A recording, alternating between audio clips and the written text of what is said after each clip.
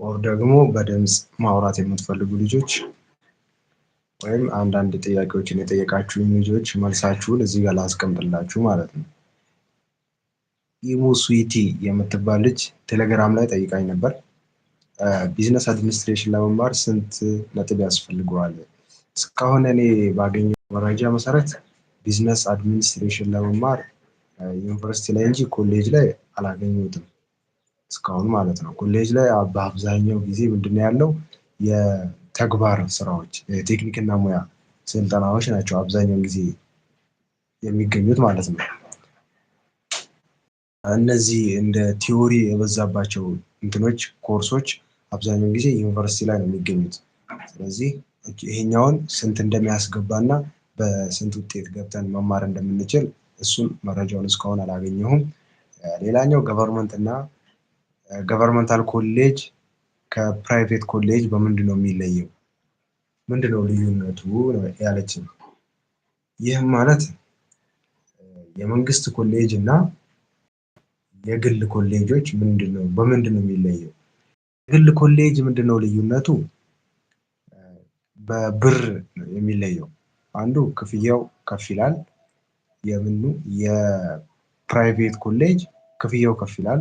እንደገና አዳዲስ እቃዎች ሲመጡ ለስልጠና የሚመጡልን እቃዎች የሆነ ዘመናዊ የሆኑ እቃዎች ሲመጡ ቶሎ ታገኛላችሁ።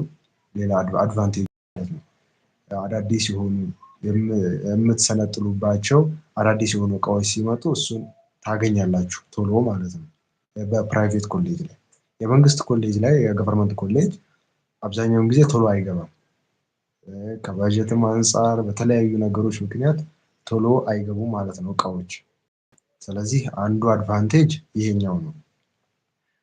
ሌላኛው አድቫንቴጅ ደግሞ የመንግስት ምንድነው እዛው ስራ ልታገኙ ትችላላችሁ። የሆነ ያክል ደረጃ ቤት ከገባችሁ ስራ የማግኘት እድል አላችሁ። ሌላው ደግሞ የመንግስትና የግል ኮሌጆች ልዩነታቸው በዚህ ልክ ነው። ሌላ ልዩነት ያላቸው ነገር ብዙም የሚያለያያቸው ነገር የለም። የፕራይቬት ኮሌጆች እና የገቨርንመንት ኮሌጅ እንደ ሁኔታው ነው የሚለያየው። አሁን አንዳንድ ጊዜ የፕራይቬት ኮሌጅ እና የገቨርንመንት ኮሌጅ ልዩነት የላቸውም አብዛኛውን ጊዜ። አሁን እንደዚህ አሁን በነገርኳችሁ በልዩነት የሚኖራቸው ቦታ ምንድነው? በእቃዎች ነው በማቴሪያሎች በኮርሶችን ስትወስዱ ተግባር የምትማሩባቸው እቃዎች ላይ ሁልጊዜም ልታገኙ ትችላላችሁ። አዳዲስ የሚመጡ እቃዎችን ልታገኙ ትችላላችሁ።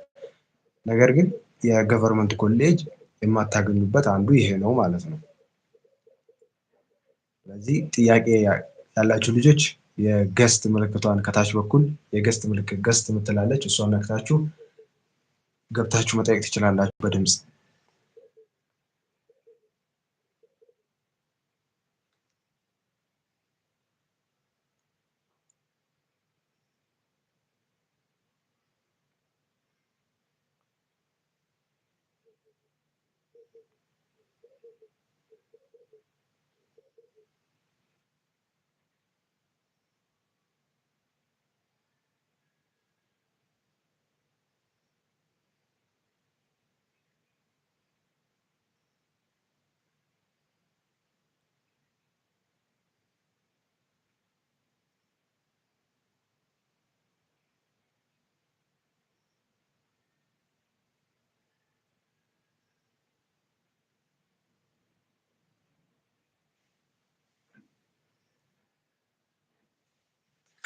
ሌላ እስኪ ቴሌግራም ላይ ጥያቄ የጠየቃችሁን ልጆች ካላችሁ ጻፉልኝ።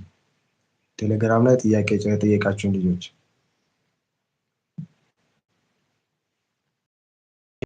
ሀይሚ የምትባል ልጅ ጥያቄ ጠይቃኝ ነበር ቴሌግራም ላይ። ሀይሚ አለች? እሺ ሀይሚ ምን ነበር የጠየቀችኝ? የግል ኮሌጅ በምንማረው